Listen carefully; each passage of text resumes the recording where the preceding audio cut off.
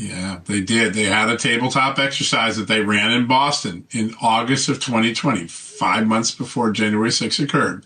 The memos, which Kash Patel just turned over to Congress, he just found them recently, turned them over to Congress at the request of Chairman Barry Loudermilk, who's in charge of the J6 investigation now in the House, show that the FBI knew there was a strong possibility of a hanging election or a contested election, that both sides appeared to be agitated and could likely carry out that agitation to the point of violence. And they even devised very specific strategies. And one of them is to embed informants inside the groups where the most likely political violence or political agitation might occur.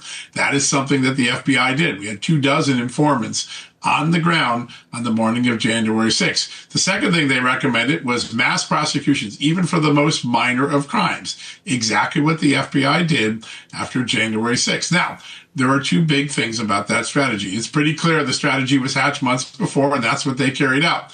It's not the strategy they used for the political violence that BLM and the far left conducted all throughout the summer and fall of 2020. So a very clear double standard. The second thing is they did embed informants in a lot of groups, including left and right groups, Antifa and right-wing groups, and they got lots of intelligence suggesting a bad episode would occur.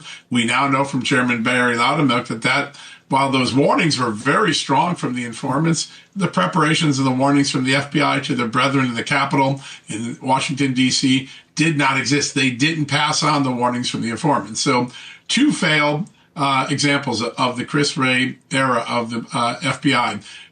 Knowing something was going to happen, implementing a strategy that hurt conservatives but not liberals, and not warning the people who could actually prevent the violence from occurring. That is the legacy of the Chris Wray FBI. It's what we now have out in open. These documents are now out there for everybody to see.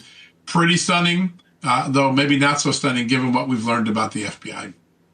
I don't know about anybody else, but I'm about tired of hearing, like the young lady that leaked the information on Delta Force in Iran, saving the pilot, or the pilot down, getting arrested.